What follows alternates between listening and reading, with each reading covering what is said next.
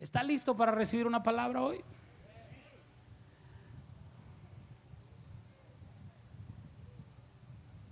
Quiero hablarles de algo que me ha bendecido mucho en este tiempo.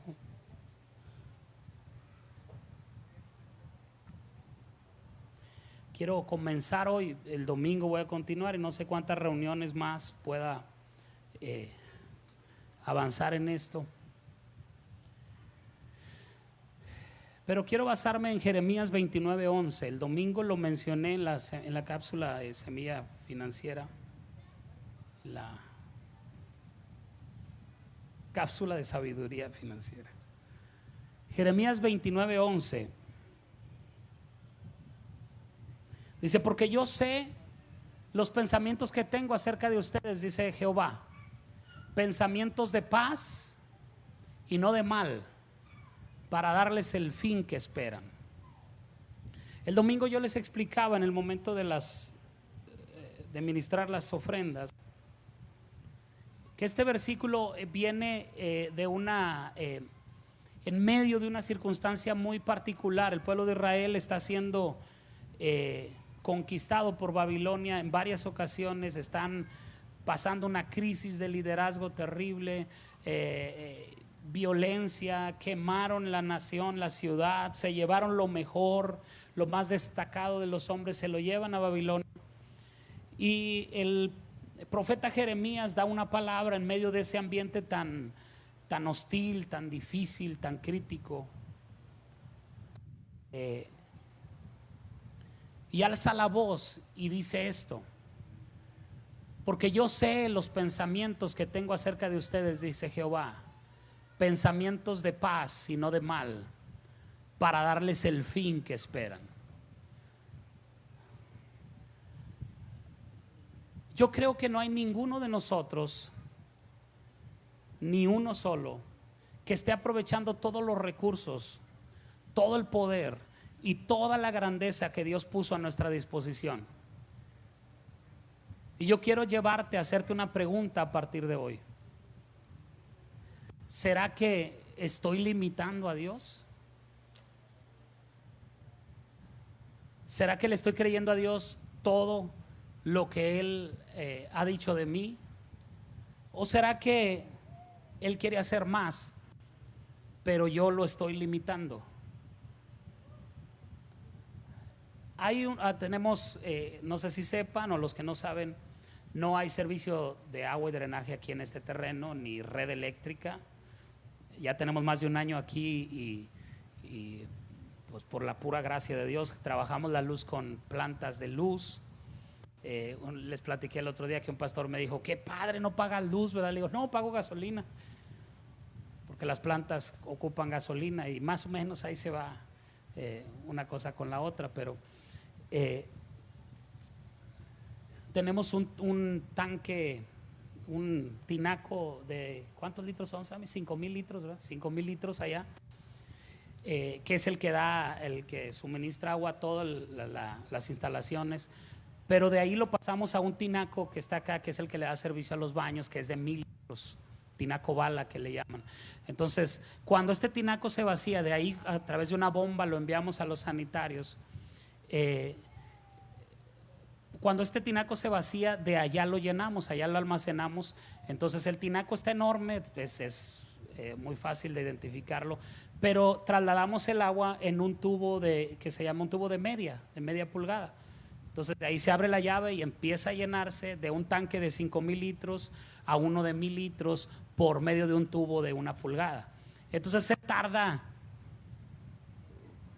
un buen rato en llenarse el tanque de 1,000 litros. Ya se llena, se le cierra la llave y sigue funcionando todo normal. Y es la manera en la que hemos subsistido este tiempo. Cuando estaba estudiando esto me di cuenta que Dios es el tanque de 5,000 litros, pero a veces nuestra mentalidad es ese tubo de 1/2 pulgada.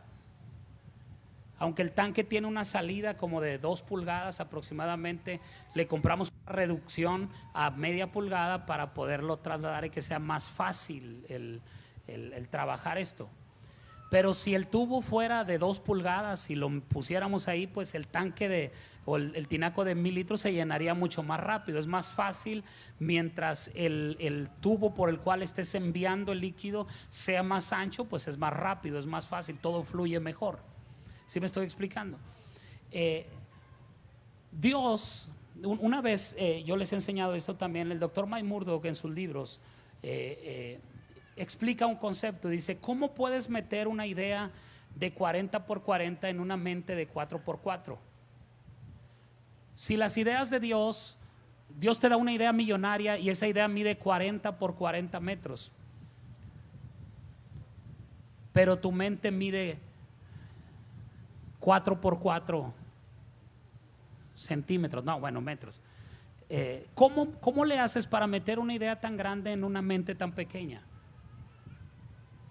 Entonces, si usamos como ejemplo la pantalla, vamos a pensar que este cuadro de la pantalla es, rectángulo, es la idea de Dios, es una idea millonaria, es una idea de negocio, es una idea creativa que Dios te envió, pero tu mente es este cuadrito de aquí. ¿Cómo metes esta idea en una mente tan pequeña? Entonces la gran mayoría de nosotros lo que hacemos es recortar la idea de Dios. Sacamos unas tijeras y decimos: Dios trajo una idea millonaria a mi vida, la agarro, la meto en mi mente y esto es del diablo. Aunque Dios me la haya mandado, lo voy a condenar, lo voy a juzgar, no porque no sea de Dios, sino porque no cabe en mi mente. Entonces, a lo largo del tiempo hemos hecho las ideas de Dios, las hemos estandarizado al tamaño de nuestra mente. Entonces, ¿cuál sería la solución para meter una idea tan grande en una mente tan pequeña? Si tú tienes un árbol en una maceta, el árbol, no importa que sea un nogal, no importa qué árbol sea de los más grandes, si está en una maceta pequeña, el árbol va a crecer de acuerdo a la maceta, no de acuerdo a su genética de la semilla. No importa que metas la semilla de un nogal en una maceta pequeña, no va a crecer como todos los nogales, no va a romper la maceta, va a crecer pequeño. Vas a tener un bonsái forzado. ¿Qué tengo que hacer? Si lo sembré en una maceta, digo: ya se dio esto, pero si lo dejo ahí, voy a estar limitando su crecimiento. ¿Qué tengo que hacer? Tengo que sacar el árbol de ahí y sembrarlo o en una maceta más grande, o llevarlo a la tierra. Busco una buena tierra, hago un pozo, meto ahí el pequeño árbol y ese árbol va a llegar a ser un gran nogal porque lo sembré en un lugar donde no tenía límites para crecer. ¿Estoy siendo claro hasta aquí? Entonces, la idea de Dios es tan grande que cuando llega a nuestra mente no cabe. Entonces, prohibido usar tijeras para recortar las ideas de Dios. Lo que tenemos que hacer es expandir nuestra mente para que entre la idea de Dios. Es romper la mente. Ahora, los estudiosos dicen que una vez que la mente se expande para recibir una nueva idea, nunca vuelve a su tamaño anterior. Entonces tu mente se extiende al tamaño de esa idea y ya solamente ideas grandes van a venir. Pero Dios tiene ideas más grandes que la más grande que ha venido a tu vida. Y cada vez vas a tener que extender más tu mente. Porque yo creo firmemente que todos nosotros, sin excepción, estamos limitando a Dios en ciertas áreas de nuestra vida. Dice este verso que leímos: yo sé los pensamientos, gracias mi hermana, yo sé los pensamientos que tengo acerca de vosotros, pensamientos de paz. Esa palabra paz, no, si se fijan, no dice de bien, no dice pensamientos de bien y no de mal, dice pensamientos de paz. Entonces la palabra paz, se lo expliqué el domingo pasado, significa shalom, y shalom es prosperidad, abundancia, riqueza, sin falta de ningún bien, la alacena llena, el tanque de gasolina lleno, lo mejor de Dios para ti. Dice: yo sé los pensamientos que tengo acerca de ustedes, dice Dios, pensamientos de abundancia y no de escasez, para darles el fin que ustedes esperan. Al final de cuentas, no importa que Dios tenga un tinaco de 5,000 litros, si tu tubo es de media pulgada, Eso es lo que va a empezar a aventar Dios a tu vida.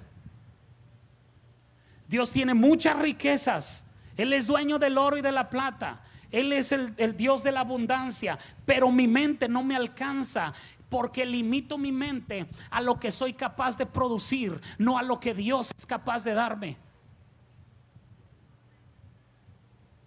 Es que no estudié, es que no sé vender, es que no sé esto, es que no sé aquello. Y reduces el tubo a media pulgada y Dios dice, bueno, pues ahí te va. Esto es lo que alcanza a pasar por tu mente. Esto es lo que tú estás esperando. Aunque yo tengo mucha abundancia para darte, no te lo puedo dar todo. Dios tiene mucha salud para darte, Dios tiene mucha restauración para darte, pero no te lo puede dar todo, porque nuestra mente la hemos reducido a decir, bueno, es que si estoy enfermo y Dios dice, yo tengo suficiente salud para ti, suficiente sanidad para ti. Yo creo en eso. Ok, entonces, ¿por qué no recibo mi milagro? Porque mi mentalidad no alcanza a expandirse para creer que Dios es suficiente para sanarme, que Dios es suficiente para perdonarme, que Dios es suficiente, que Dios no necesita un médico, Dios no necesita medicina, Dios no necesita absolutamente nada. Su palabra es suficiente. Dice la Biblia en los Proverbios, mi palabra es medicina para los huesos. Entonces su palabra es suficiente. El asunto es que ignoramos lo que la palabra de Dios dice y estamos limitando el poder de Dios a nuestra fe. Por eso le puse como título a esta palabra kriptonita. Tu incredulidad no limita a Dios en el sentido que le quite poder a Dios. Tu incredulidad no le quita poder a Dios. Tu incredulidad no es la kriptonita que debilita a Dios. O sea, Dios no ve tu incredulidad y dice, como Superman, ¿verdad? Que es todopoderoso, pero cuando le ponen kriptonita se da cuenta que no es todopoderoso y se empieza a debilitar, porque tiene la kriptonita. Y pensamos que Dios es así. Pensamos que nuestras dudas debilitan a Dios, y nuestras dudas no debilitan a Dios. Nuestras dudas nos debilitan a nosotros. Incredulidad es kriptonita para nosotros, no para Dios. Dios sigue siendo poderoso, Dios sigue teniendo abundancia, Dios sigue teniendo salud, Dios sigue teniendo sanidad, Dios sigue siendo el mismo Dios de la palabra, el mismo Dios que partió el mar, el mismo Dios que hizo descender maná del cielo, el mismo Dios que hizo las grandes maravillas de su palabra. Es el mismo, Él es el mismo ayer, hoy y siempre. Pero ¿por qué no lo vemos haciendo todo eso hoy en día? Alguien diga, porque me inyectaron kriptonita y ha debilitado mi fe. No puedo tomar toda la abundancia que Dios tiene para mí porque no estudié, porque no trabajé, porque si tuviera un mejor sueldo, porque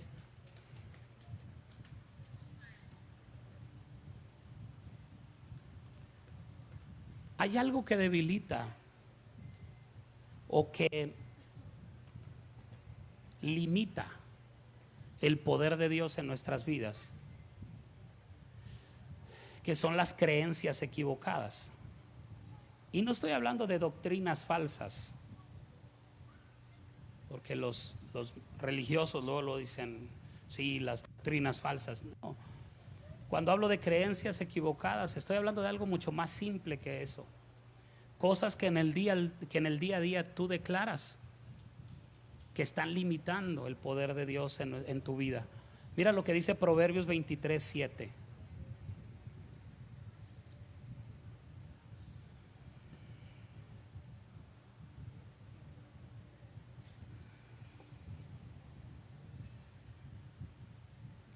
Dice, porque ¿cuál es su pensamiento en su corazón? Tal es él. En tu vida está sucediendo lo que en tu mente es una realidad. Yo creo que ha sido uno de los versos que más he predicado en mi vida. Pero quiero decirte esto, al final del día, lo que crees no es lo que eres capaz de repetir o de memorizar, sino aquello que ha alterado o modificado tu forma de vivir. Aquello que ha cambiado tu comportamiento es lo que realmente crees. Entonces, si lo que dices que crees no ha cambiado nada en tu vida, entonces realmente no lo has creído, solo te has adaptado a un lenguaje. Hablas como cristiano, repites conceptos, repites ideas, pero sigues pensando de la misma manera, sigues siendo el mismo. Entonces, lo que crees dista mucho de lo que hablas.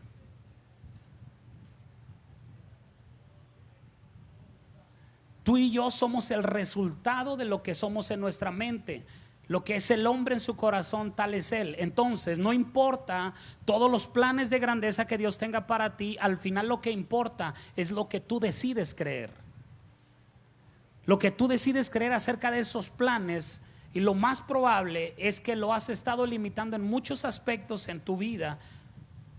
Es porque estamos creyendo cosas equivocadas y eso limita a Dios en nuestras vidas. Creemos que Dios necesita ciertas cosas para cumplir su palabra, y lo único que Dios necesita para cumplir su palabra es fe, es que le creamos.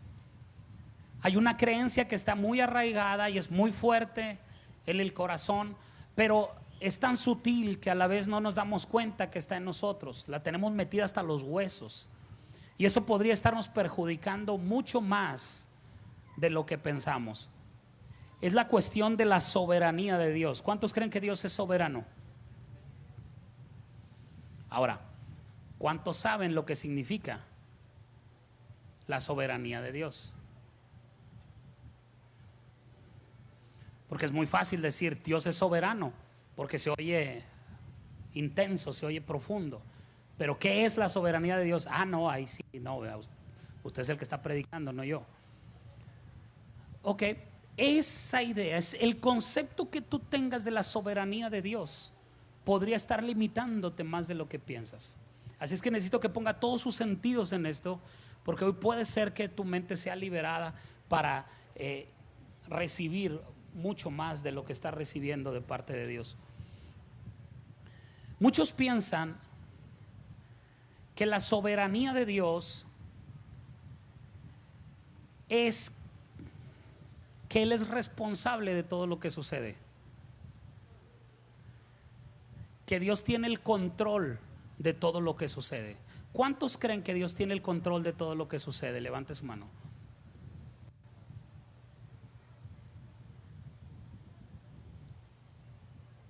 Muchos no la levantan, pero porque ya me conocen, pero de buena gana la levantaban, diga amén, Él tiene, porque eso es lo que ha transmitido la religión por años. Pero sabe que ese no es un concepto bíblico. Se oye bíblico, se oye espiritual, pero no es escritural.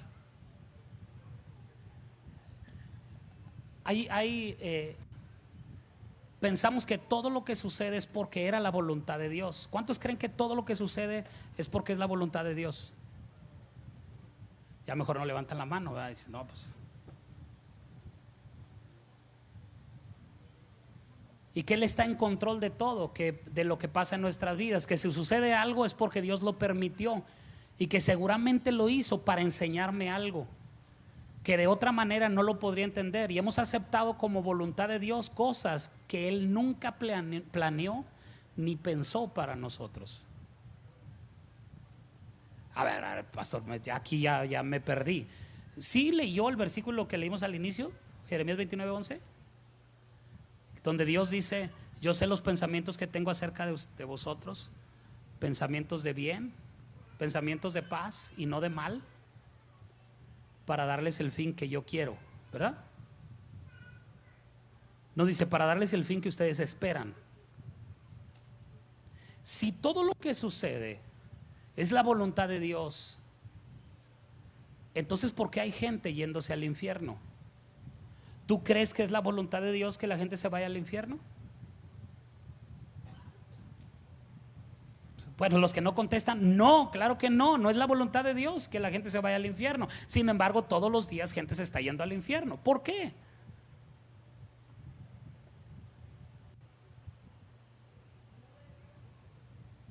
Porque han tomado malas decisiones, porque no han querido aceptar por medio de la fe lo que Dios estableció en su palabra. Dios estableció un cielo eterno para que vivamos todos cuando nos muramos. Sin embargo, tú no crees en ese cielo, o no estás creyendo todo lo que Dios ha creado para ti, para mí. Por lo tanto, no lo estás recibiendo. No puedes vivir algo que no crees. El asunto es este, y esto es lo que me encanta de la gracia de Dios, de la enseñanza de la gracia. Una de las cosas que más me estremece de este concepto poderoso de la gracia es que nos hace responsables a nosotros. Porque es bien fácil decir, me pasó esto porque es la voluntad de Dios. Y nunca te has preguntado, ¿y si no era la voluntad de Dios? Si no fuera la voluntad de Dios no me hubiera pasado.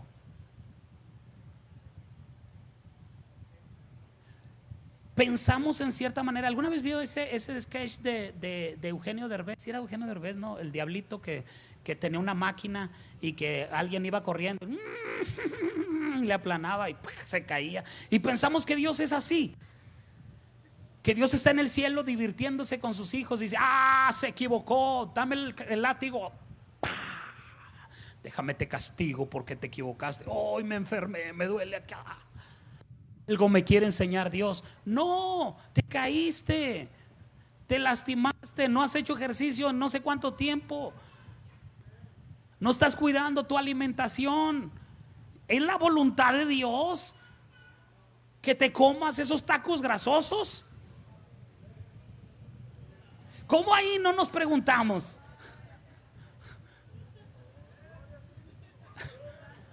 Cuando los triglicéridos están hasta allá, hasta el tope y todo. Es tu voluntad. Y Dios diciendo en el cielo, no es mi voluntad. Mi voluntad para ti es de bien. Es que te vaya bien en la tierra. Dice el libro de Deuteronomio, sea aquí yo pongo delante de ti el bien y el mal, la vida y la muerte. Escoge pues la vida para que vivas tú y tu casa.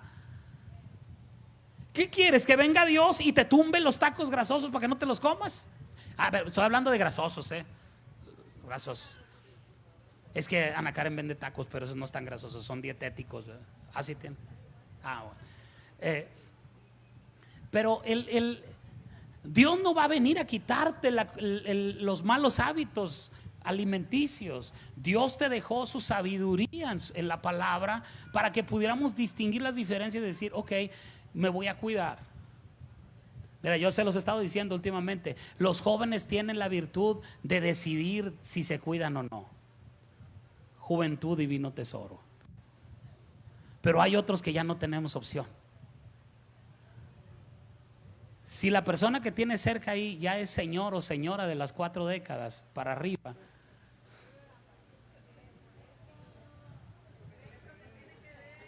o de las 5 décadas, ¿y eso en qué te afecta? Ahí ya no tenemos opción. Ahora, Dios, yo lo he estado diciendo, Dios te puede sanar aunque hayas tenido malos hábitos alimenticios. Sí, gracias a Dios por su misericordia, Él te puede sanar. Pero si continúas con esos malos hábitos, vas a volver a enfermar.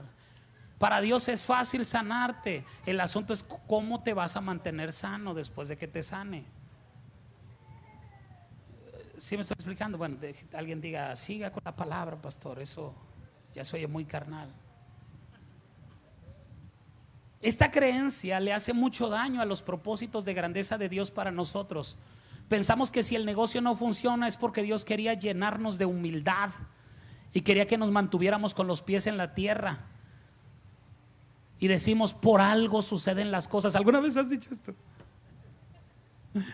Por algo suceden las cosas. Sí, pues porque no le echaste ganas. Otra, simplemente no era de Dios.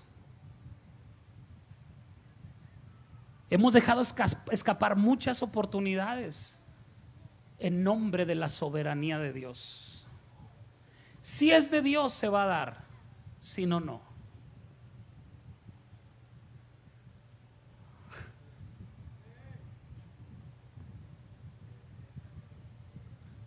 Esa no es la soberanía de Dios. Esa es quitarnos la responsabilidad y echarle a Dios la culpa de las decisiones que nosotros tenemos que tomar con sabiduría. Oye, el negocio que ibas a abrir, estoy esperando que se acomoden algunas cosas. Oye, tienes 15 años esperando que se acomoden algunas cosas. ¿Cómo ves si las acomodas tú?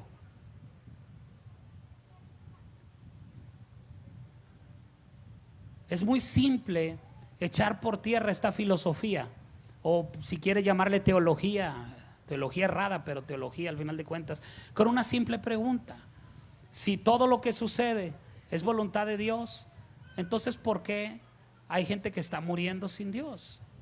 Si Él creó todo para que fuéramos al cielo, ¿por qué hay gente que se está yendo al infierno? Por sus malas decisiones. Jesús, cuando lo pusieron en la cruz, estaba en medio de dos ladrones. Si estás, fíjate en medio de quién estás. No, pero no eres Cristo. Está bien. Sandra y Filía Dan, así como que Jesús estaba en medio de dos ladrones. Ninguno era más bueno que el otro, pero uno fue al cielo y el otro no. Los dos eran ladrones, los dos se habían equivocado, los dos la habían regado. ¿Por qué uno fue al cielo y el otro no? Porque uno reconoció a Jesús y el otro no. Simplemente reconoció a Jesús. Dijo: mira, por lo menos nosotros estamos pagando por algo que hicimos, Él está pagando por algo que no hizo. Y le dice: Señor, acuérdate de mí cuando vengas en tu reino. Y Jesús le dice: no sabes lo que acabas de hacer. Te acabas de sacar la lotería. Así, barriéndote en home, como cuando pasas con 6 el examen. Que dice: ay, ya se me hacía que no pasaba. Así, en el último minuto, ya para pitar el árbitro en tiempo de compensación, agarró aire para pitar a la finalización del partido y metió gol. Este tipo le dijo: acuérdate de mí cuando vengas en tu reino. Y Jesús le dice: de cierto te digo que hoy estarás conmigo en el paraíso. Qué tremendo. ¿Y dónde está la soberanía de Dios? ¿O dónde está esa falsa soberanía de Dios que la iglesia ha inventado? Solo uno fue responsable de sus hechos, el otro no. El otro reconoció que él se había equivocado, pero el otro dijo: a ver, si eres lo que dices, sálvate a ti mismo. Si eres rey, trae a tu ejército para que te salve. O sea, todavía estás viendo la tempestad y no te arrodillas, diría mi madre. Ahora, una mala conclusión puede mantenerte en pobreza o enfermedad o en escasez o en depresión, ya que lo que es el hombre en su corazón, tal es él. Mira lo que dice Hechos 10:34. Hechos 10:34 es muy interesante.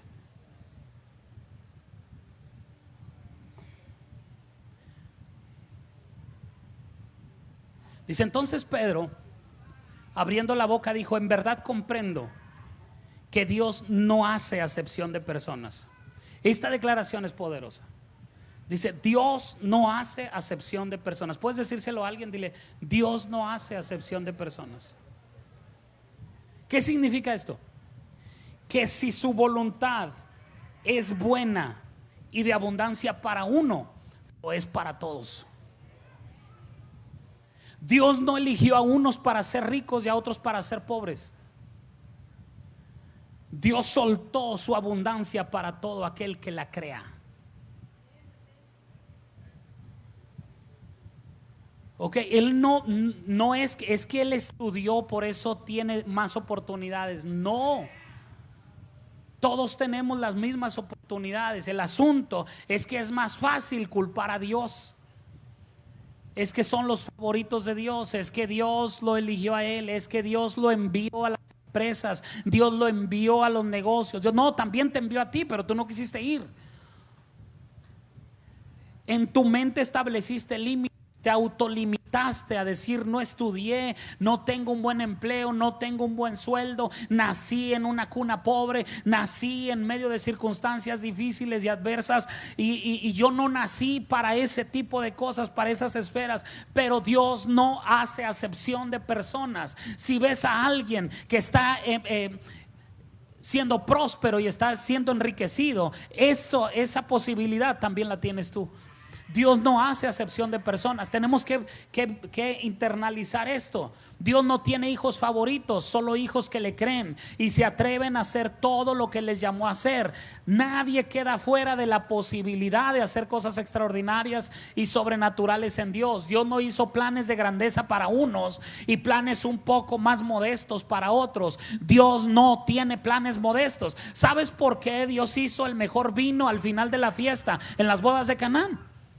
Cuando el maestresala dijo, pero ¿qué es esto? Siempre sacan el mejor vino al inicio y ya cuando están medios alegres en la fiesta sacan el vino de mejor calidad, pero tú has dejado el mejor vino para ahora. ¿Por qué, Jesús, hiciste el mejor vino en ese momento? Y Dios, si estuviera aquí, respondería, porque yo no hago vino chafa. Yo no hago cosas de baja calidad. Yo no hago cosas de bajo perfil. Yo no creo hijos para cosas menores e hijos para cosas mayores. Él solo crea hijos, y aquellos que tengan la capacidad de creerle van a hacer cosas poderosas, cosas sobrenaturales, cosas grandiosas. No limites a Dios o no culpes a Dios de la situación. Eso me encanta de la gracia. Dios, ¿por qué permitiste eso? Y Dios diciendo, yo no lo permití. Tú puedes ser libre de eso. El leproso se acercó con Jesús y le dijo, maestro, si quieres puedes limpiarme. Y Jesús le dijo, quiero, sé limpio. Esa declaración no ha cambiado hasta el día de hoy. Él sigue queriendo que seas sano. Dile a la persona que tenga cerca, dile, Dios quiere que sea sano. Dile ahora, ¿tú crees que Dios quiere que sea sano?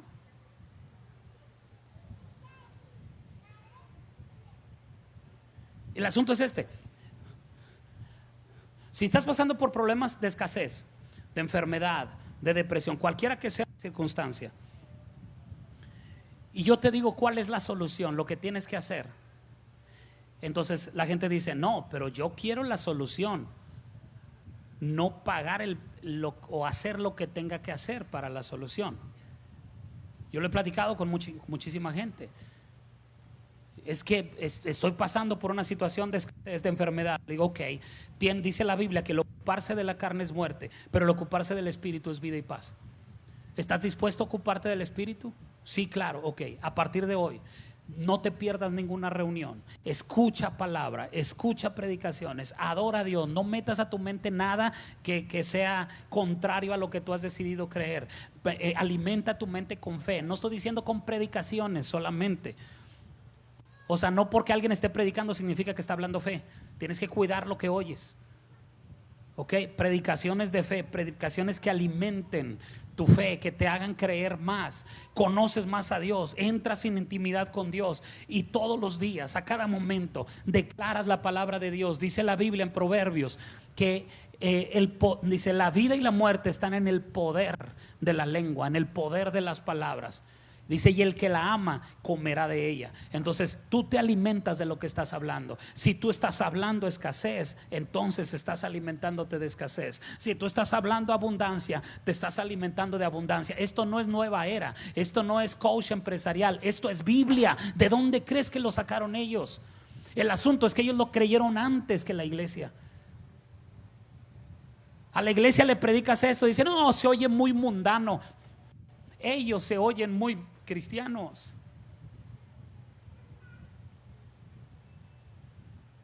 Ellos están tomando porciones de la Biblia, solo que la disfrazan para que creas que ellos lo inventaron.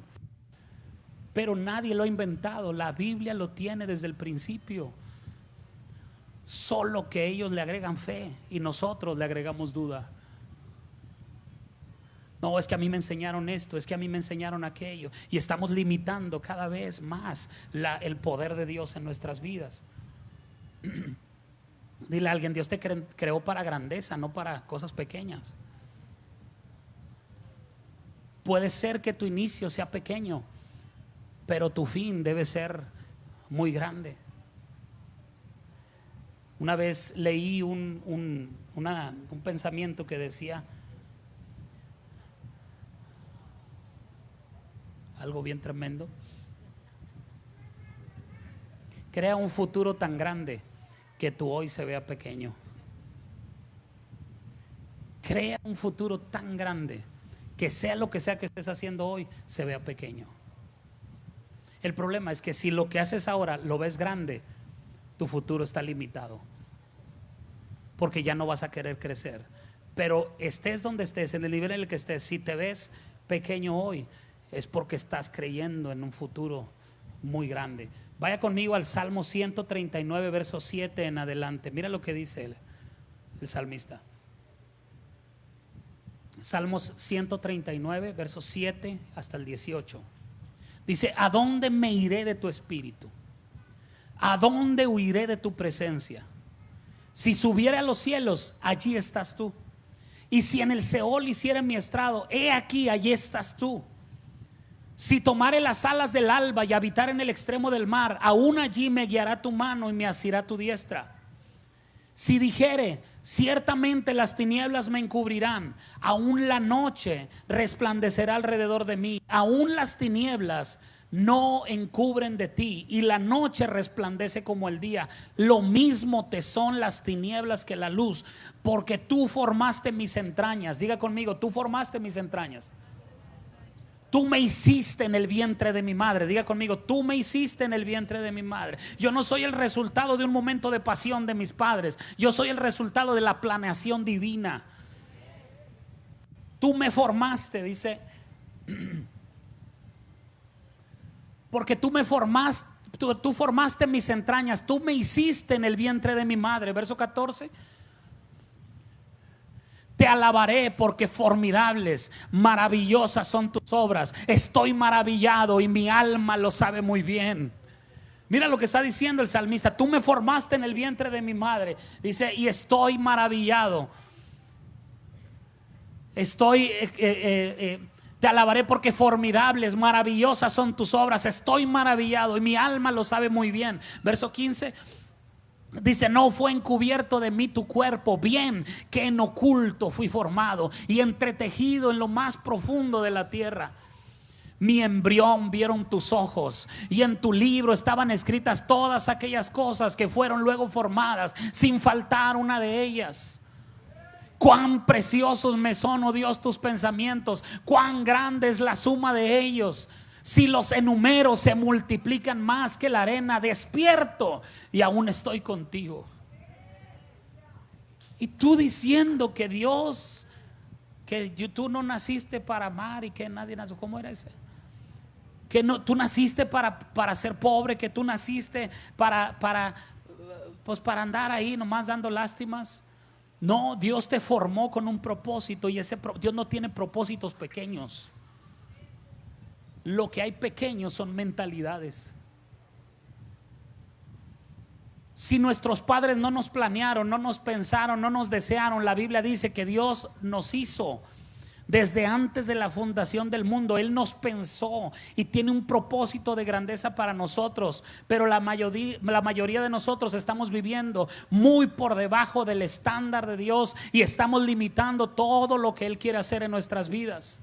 El mundo está esperando a que se manifiesten los hijos de Dios con esta identidad de grandeza y que empecemos a cumplir nuestro propósito en cada una de las esferas de influencia a donde Él nos ha enviado, y que más y más gente conozca a Dios a través de ti, que te vean sumamente exitoso y pregunten cómo lo lograste, y solo tengas que decir: dejé de ponerle límites a Dios y Él lo hizo. Quiero preguntar algo. Ya tienen miedo de responderme, pero ¿cuántos de los que están aquí creen que Dios los llamó a ser líderes? Levanten su mano. Si crees que Dios te llamó a ser líder. Ok. Sí leyeron el versículo que leí ahorita, que Dios no hace acepción de personas, ¿verdad? Si Dios me llamó a ser líder a mí, Dios te llamó a ser líder a ti. Te voy a decir algo tremendo. Dios no creó seguidores, creó líderes.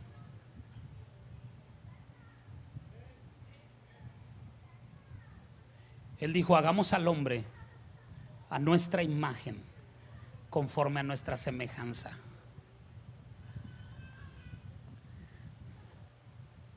Dios no creó fans, creó hijos. Dios no quiere un club de fans, quiere una generación de hijos que se multipliquen en la tierra con la misma naturaleza de Dios. Ahora, yo he enseñado esto en liderazgo y esto es muy cierto. Hay gente que nació con cualidades de liderazgo de manera innata. Nacieron siendo líderes. Hay otros que no. Hay otros que no nacieron siendo líderes o con cualidades de liderazgo. Sin embargo, los dos tienen algo en común. Tienen que prepararse. Tienen que aprender a ser líderes. No importa que tengas cualidades de liderazgo, si no te enseñan, vas a ser líder en cosas equivocadas. Pero cuando tú enfocas tu liderazgo, entonces vas a ser líder en cosas correctas. Si tú no naciste con cualidades de liderazgo, como quiera tienes que formarte, porque un día vas a ser madre de hijos y los vas a liderar, o vas a ser un padre de familia y los vas a liderar, o vas a ser jefe en tu trabajo, o vas a tener un negocio y en algún momento vas a tener que ser líder. Entonces Dios no te llamó a ser seguidor. En algunas áreas vas a ser seguidor, pero en otras áreas vas a ser líder. Porque ese es otro problema, que la gente que tiene cualidades de liderazgo quiere ser líder en todas partes, y tienes que aprender que no en todas partes eres líder. Tienes que aprender a someterte en los lugares donde no eres líder y hay otro liderazgo, porque si no te vas a generar muchos problemas. Sin embargo, aunque tú te sometas, cuando yo voy a la iglesia de mi pastor, yo hago lo que mi pastor dice. Si mi pastor dice: quiero que estén aquí a las 9 de la mañana, a las 6 de la mañana, yo estoy ahí a las 6 de la mañana.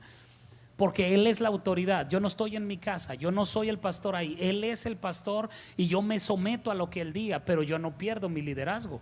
Si yo tengo que lanzar una instrucción para acá, para Monterrey, mientras estoy en su iglesia, lo hago porque soy líder acá, pero allá no soy líder. Allá yo tengo que someterme a su liderazgo. Sin embargo, es un error pensar que Dios no nos llamó para ser líderes. Tal vez muchos piensan que solo son seguidores y que están designados a seguir detrás de los triunfadores, pero esto no es lo que la Biblia enseña. La Biblia enseña que hemos sido llamados a ser cabeza y no cola, a ir al frente y no detrás. Si tú eres de los que creen que no eres líder, estás limitando a Dios. Y por último, vamos a ver Salmos 78, 41.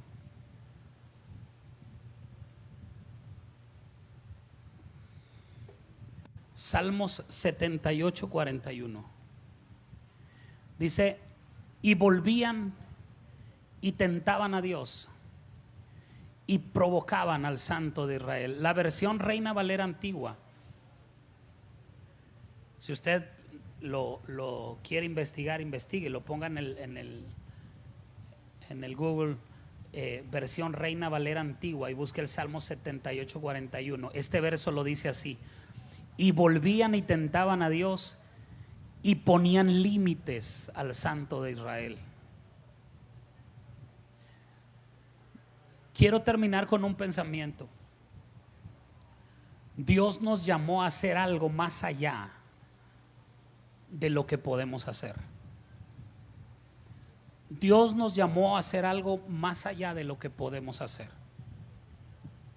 Esta mañana el Espíritu me habló acerca del pasaje aquel cuando trajo a mi mente cuando Dios le dijo a Abraham: sacrifícame a tu hijo, a tu único. Y le dice: al que amas. De paso le digo esto: es la primera vez en la Biblia que se habla de amor. Es la primera vez que se menciona la palabra amor, y lo utilizó en la relación padre e hijo. Dice, entrégame a tu hijo, a tu único, al que amas. Entonces, un tiempo atrás, cuando Abraham era Abraham, Dios lo visitó y le habló y le dijo, yo te he llamado para ser padre de multitudes. Él era anciano y estéril, su esposa era anciana y estéril. Y Dios le dijo, yo te he llamado, yo te voy a levantar, te voy a cambiar el nombre, ahora te llamarás Gloria. No, le dijo, eres Abraham, que es padre enaltecido, pero ahora te llamarás Abraham, que es padre de multitudes, padre de naciones. Entonces él se llama Abraham siendo viejo y estéril. Entonces después de un tiempo Dios los visita y su esposa Sara queda embarazada. Tienen un hijo y ya cuando el niño está un poquito crecido, esa palabra estaba viva, estaba representada en ese hijo. Dice la Biblia que Abraham creyó en esperanza contra esperanza. ¿Qué significa eso? Que nada a su alrededor le decía que se iba a cumplir la palabra de Dios. Sin embargo, iba caminando con la promesa que Dios le había hecho. Y un día Dios le dice, entrégame a tu hijo, a tu único, al que amas. Wow, esa palabra debió de haber destrozado a Abraham. Era la única esperanza de que se cumpliera la palabra de Dios, y Dios le está diciendo que se lo entregue. Y Abraham dijo, va, te lo entrego. Entonces yo estoy pensando en eso, y el Espíritu me dice, tú no sabes cuántas veces mis hijos prefieren quedarse con su Isaac a que yo les dé naciones.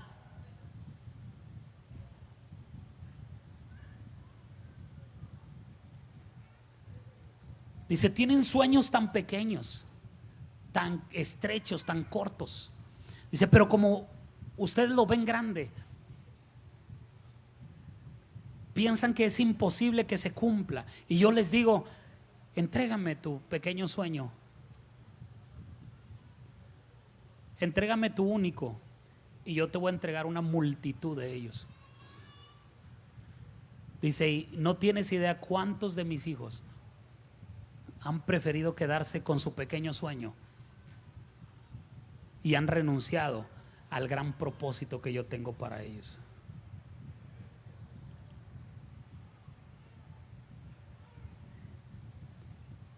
Y me dijo el Espíritu, y no saben que si ellos renuncian a su pequeño sueño, yo voy a hacer que ese sueño se cumpla en medio de mi propósito, pero con una grandeza que ellos no se imaginan.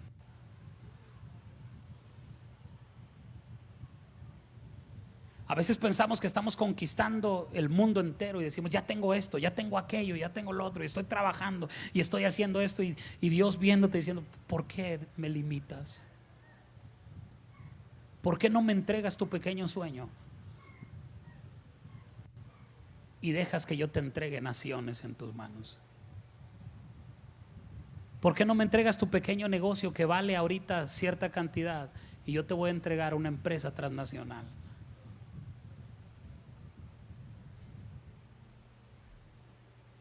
Dice, volvían y tentaban a Dios y ponían límite al Santo de Israel. Ya no le pongas límites a Dios. Voy a seguir hablando de esto, lógicamente. Hay muchas cosas por aprender. Pero en el momento que en nuestra mente le quitamos los límites a Dios, cosas extraordinarias van a comenzar a suceder. Comienza a declarar tu milagro cada mañana. No importa cuánto duela, no importa los síntomas, sigue declarando. Tu palabra dice, mas él herido fue por nuestras rebeliones, molido por nuestros pecados, el castigo de nuestra paz fue sobre él, y por sus llagas fuimos nosotros curados. Párate en esa palabra y espera a que el milagro se realice. Si estás pasando por escasez, declara, mi Dios pues suplirá todo lo que nos falta conforme a sus riquezas en gloria en Cristo Jesús. Y espera que esa palabra se cumpla. Si estás pasando por depresión, párate delante de Dios y dile, tu palabra dice, echen sobre él toda su ansiedad porque él tiene cuidado de vosotros. y comienza a ver cómo la riqueza, la abundancia, la sanidad, la paz, la tranquilidad de Dios comienza a venir a tu vida.